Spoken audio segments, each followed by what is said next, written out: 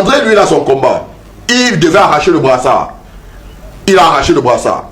Je dis bien, il devait arracher le brassard. Il a arraché le brassard. Il a son problème personnel. Discuter avec des joueurs. Janvier, aujourd'hui, peut-être que vous n'avez pas la chance d'échanger avec beaucoup de joueurs dans cette tanière. Moi, j'ai la chance de le faire. Tous vous disent qu'ils sont mal à l'aise avec André Onana dans la tanière des Lions. Parce que André Onana, du premier au dernier jour de stage, même pendant les entraînements, pendant les échauffements d'avant-match, a un seul commentaire.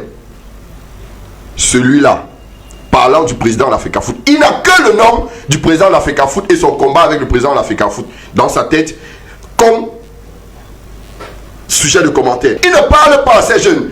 La seule chose qu'ils font à ces jeunes, c'est leur parler du président de l'Africa Foot. C'est les amener dans des sorties nocturnes. Vous avez des cadres, des joueurs que vous dites être cadres, qui partent avec des joueurs la veille du match contre l'Angola. Ces joueurs cadres ont pris des jeunes joueurs, sont sortis avec eux, ils sont revenus à l'hôtel à 3 heures. On ne va pas exposer la carrière de ces jeunes joueurs, mais nous espérons qu'aujourd'hui, ils ont l'opportunité de se reprendre en main. Quand vous regardez Carlos Baliba aujourd'hui jouer, ce n'est pas le même Carlos qui nous a retrouvés en sélection nationale. Mais depuis qu'il est arrivé en sélection nationale et il a commencé à avoir certaines habitudes non professionnelles, ça impacte sur son jeu, que ce soit en sélection nationale ou en club. Regardez Carlos Baliba à Brighton. Regardez Carlos Baliba qu'on a vu contre le Cap-Vert lors de son premier match ici, contre l'Angola. Ce n'est plus le même joueur. C'est le jour la nuit. Aujourd'hui, David Pagou mettrait Carlos Baliba sur le banc de touche, que ça ne ferait de mal à personne. Bonjour, c'était juste pour vous partager ce point de vue de ce compatriote, de ce journaliste qui était en train de passer en revue les différents comportements tout autour des Lions indomptables, la préparation de cette Coupe d'Afrique, comment les gens se comportent, qu'est-ce qui se dit, qu'est-ce qui se fait pour que les Lions soient plus concentrés et pouvoir donner le meilleur d'eux. J'ai voulu partager d'entrée de jeu ceci avec vous pour ce premier tour de partage. On se retrouve à très bientôt. Ciao. On en parlait en début d'émission sur ce plateau. On aura des éclaircies. Moi, je suis convaincu de cela. On aura bien plus que des éclaircies, que ce soit sur un plan individuel ou sur le plan collectif. Parce qu'il y a beaucoup de garçons de talent. Et je pense que tous ici sur le plateau, j'ai écouté Janvier Djikam, j'ai écouté Junique, nous sommes unanimes que David Pagou, c'est un entraîneur qui sait s'y faire. Alexandre Bellinga, il a le pédigré qu'il faut pour accompagner David Pagou sur le chemin de la reconstruction de cette équipe nationale du Cameroun. Mais je suis un peu choqué d'écouter Janvier dire des choses, sachant que Janvier Djikam aujourd'hui, et dans ce studio, et dans la presse sportive, est l'un des journalistes qui a couvert le plus de compétitions internationales de football. Je préfère m'arrêter au football parce que pour les autres disciplines, je ne sais pas. Janvier fait partie des journalistes qui étaient présents au Gabon en 2017. Lorsqu'on part au Gabon en 2017, on va avec quelle équipe? On va avec quel cadre? On va avec quel joueur qui est l'esprit lion? Combien de joueurs qui avaient cet esprit lion indomptable? On n'en avait presque pas. Parce que c'est une équipe qui avait été abandonnée par ceux-là qu'on considérait comme étant les meilleurs joueurs. Mettons de côté Nicolas Nkoulou et Aboubakar Vincent, ou dans une moindre mesure Jacques Zoua. Le reste, c'était quasiment des non-name dans cette sélection, et Ondoa également. Mais le reste, c'était des non-name. Aujourd'hui, on parle de Christian Basogo comme un leader, comme un cadre de cette équipe, comme un joueur expérimenté. Pourquoi Basogo en est arrivé aujourd'hui à être un joueur expérimenté de l'équipe nationale? Parce qu'en 2017, il est arrivé comme Michel Kofan va arriver aujourd'hui. Parce qu'en 2017, personne ne connaissait Christian Basogo. Pourtant, il a terminé meilleur joueur de la compétition. Il a fait feu de tout bois pour prouver que on n'avait pas besoin d'avoir fait 10 ans en sélection nationale pour apporter quelque chose.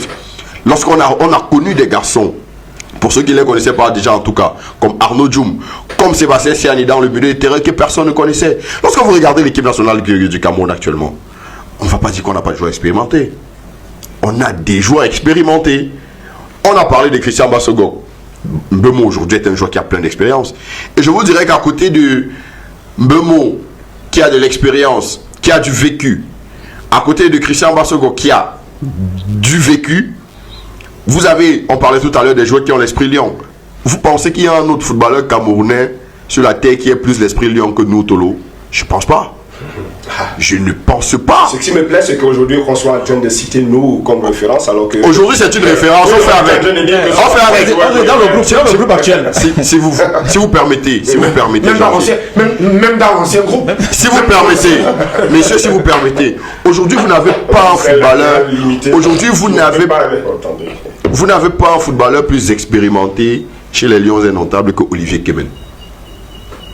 Il n'y en a pas.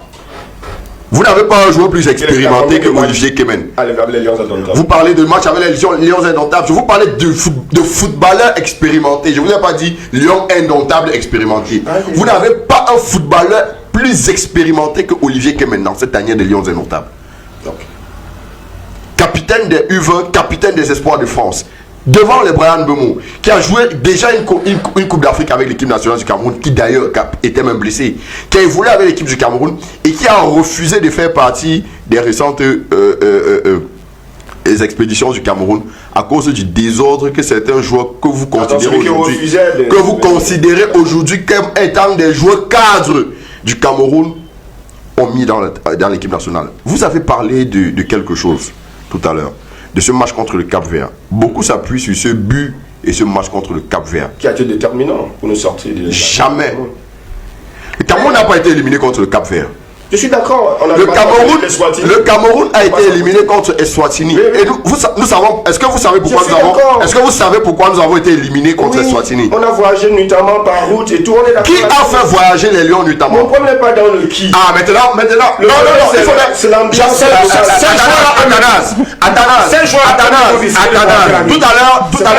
Tout à l'heure, je me suis montré. Tout à l'heure, je me suis montré très poli. Je n'ai pas intervenu. D'accord. Qu'on me permette également d'aller au débat. Vas-y, Frérot, vas-y, il n'y a pas de souci. Le Cameroun a été éliminé à cause de ce match nul contre Eswatini. Parce que c'est contre Eswatini qu'on perd notre première place. Exact. Après ce 0 but partout.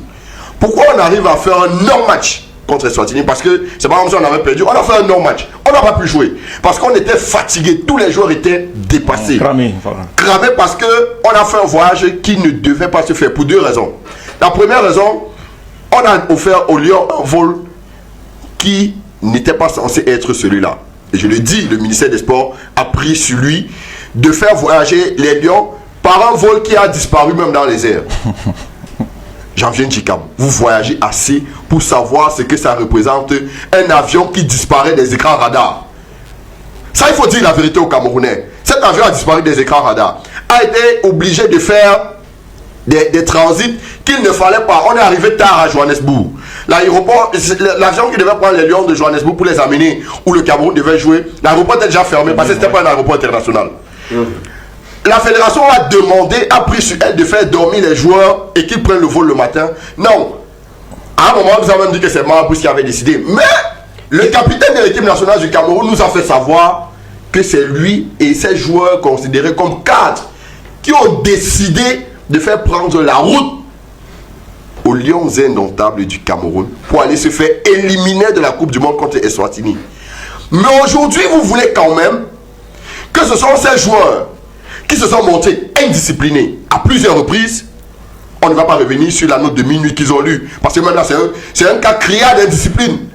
Quelqu'un indiscipliné en lisant une note, quelqu'un indiscipliné en faisant prendre des risques au Cameroun, aux footballeurs camerounais, à la sélection, et qui ont éliminé le Cameroun, que ce soit sur eux qu'on s'appuie, parce que on utilise aujourd'hui le fallacieux prétexte de l'expérience et de l'esprit lion indomptable. Ils n'ont plus l'esprit lion indomptable depuis. Que ce soit André Onana, que ce soit Vincent Aboubakar ou encore Michael Ngade, ils n'ont plus l'esprit lion indomptable. Chacun vient désormais dans cette sélection pour mener ses combats. André, lui, il a son combat. Il devait arracher le brassard. Il a arraché le brassard. Je dis bien, il devait arracher le brassard. Il a arraché le brassard. Il a son problème personnel. Discuter avec des joueurs. Janvier, aujourd'hui, peut-être que vous n'avez pas la chance d'échanger avec beaucoup de joueurs dans cette tanière. Moi, j'ai la chance de le faire. Tous vous disent qu'ils sont mal à l'aise avec André Onana dans la tanière des Lions. Parce que André Onana, du premier au dernier jour de stage, même pendant les entraînements, pendant les échauffements d'avant-match, a un seul commentaire. Celui-là, parlant du président de l'Africa Foot, il n'a que le nom du président de l'Africa Foot et son combat avec le président de l'Africa Foot dans sa tête, comme sujet de commentaires. Et avec ça, vous pensez que les joueurs vont se concentrer. Vous voulez qu'on ait une équipe qui va se concentrer pour aller disputer une Coupe d'Afrique, mais qui va venir passer le temps à écouter un joueur pleurnicher à cause de ce qu'il a ou de ce qu'il n'a pas eu par rapport au président de la Fédération camerounaise. Non, vous avez Michael Ngade qui n'est plus un joueur performant, qui ne peut plus. Quand vous dites que si on avait eu un défenseur qui il aurait empêché à l'attaquant capverdien d'aller marquer ce but. Vous voulez faire allusion à Michael Ngade. Sauf que notre vérité, et ce que vous ne dites pas aux auditeurs, c'est que Michael Ngade a fui le match au Cap-Vert. Il a fui le match parce qu'il a un problème de genou et il ne voulait pas jouer sur pelouse synthétique pour aggraver son mal. C'est d'ailleurs ses propres coéquipiers, notamment André Onana, qui ont vendu la mèche de ce qu'il avait fui le match et qui était très courroucé parce que Michael Ngade avait fui le match. Vous nous ramenez Vincent Boubacar. Nous savons que Vincent Boubacar ne sert plus à rien sur le terrain. Mais vous voulez qu'on amène des joueurs qui ne vont pas jouer? Pour faire quoi? Ils ne sont pas des entraîneurs. S'ils veulent partir parce qu'ils sont des préparateurs psychologiques, qu'ils arrêtent leur carrière, on va les nommer préparateurs psychologiques. On va peut-être les nommer prêtres, ils vont venir prier. On va peut-être les nommer entraîneurs adjoints, ils vont venir accompagner dans les pas pour être des entraîneurs. On ne va pas partir avec des joueurs parce qu'on estime ou parce que certains pensent que ce sont des gens qui peuvent parler à ces jeunes. Ils ne parlent pas à ces jeunes. La seule chose qu'ils font à ces jeunes, c'est leur parler du président de l'Africa Foot. C'est les amener dans des sorties nocturnes. Vous avez des cadres, des joueurs que vous dites être cadres, qui partent avec des joueurs la veille du match contre l'Angola. Ces joueurs cadres ont pris des jeunes joueurs, sont sortis avec eux, ils sont revenus à l'hôtel à 3 heures. On ne va pas exposer la carrière de ces jeunes joueurs, mais nous espérons qu'aujourd'hui, ils ont l'opportunité de se reprendre en main. Quand vous regardez Carlos Baliba aujourd'hui jouer, ce n'est pas le même Carlos qui nous a retrouvés en sélection nationale. Mais depuis qu'il est arrivé en sélection nationale et il a commencé à avoir certaines habitudes non professionnelles, ça impacte sur son jeu, que ce soit en sélection nationale ou en club. Regardez Carlos Baliba à Brighton. Regardez Carlos Baliba qu'on a vu contre le Cap-Vert lors de son premier match ici, contre l'Angola. Ce n'est plus le même joueur. C'est le jour la nuit, on peut dire. Aujourd'hui, David Pagou mettrait Carlos Baliba sur le banc de touche, que ça ne ferait de mal à personne. Parce qu'à son poste, il y a meilleur. Actuellement en sélection nationale, je vous dis clairement, il y a meilleur. Qui ont du temps de jeu en club, qui démontrent en club qu'ils ont quelque chose à apporter.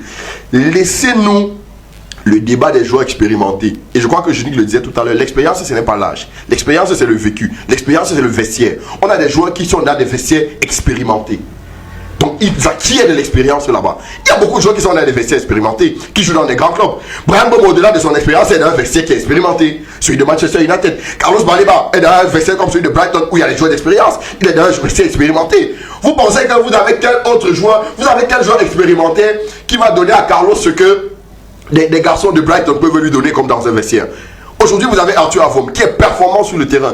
Vous avez des joueurs qui ont la capacité de vous apporter quelque chose. Vous pensez que Vincent Boubacar va venir dire à quoi à un jeune joueur qu'Olivier Kemen ne peut pas le dire aujourd'hui?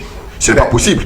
Donc, ne nous sortez plus le prétexte de l'expérience. Dites-nous autre chose. Trouvons d'autres choses pour amener. Et sincèrement, je vous le dis, moi je suis fatigué quand on parle de ces joueurs. Aujourd'hui, il y a une canne à préparer. David Pagou a fait des choix. Il a appelé 28 joueurs.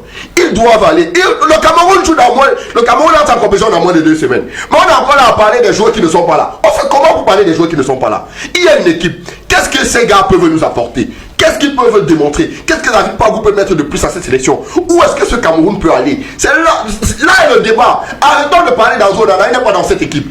Michael Ngade n'est pas dans cette équipe.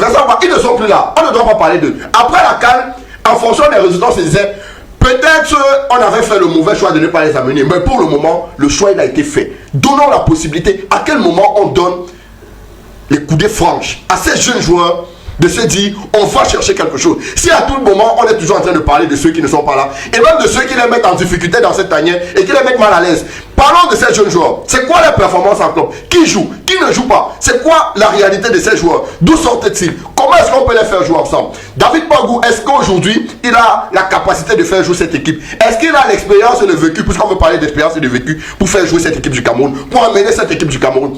Mais Janvier Djikam est assez pessimiste qu'il estime que le Cameroun ne gagnera pas un match. Que le Cameroun, c'est un exploit aujourd'hui. Si le Cameroun sort du premier tour, ce serait un exploit à nul autre pareil. Et que si le Cameroun marque, il va jubiler dans son salon. Non, Janvier, je ne suis pas sûr. Après vous avoir écouté, je ne pense pas que si le Cameroun gagne même un match par 10-0, vous jubilez.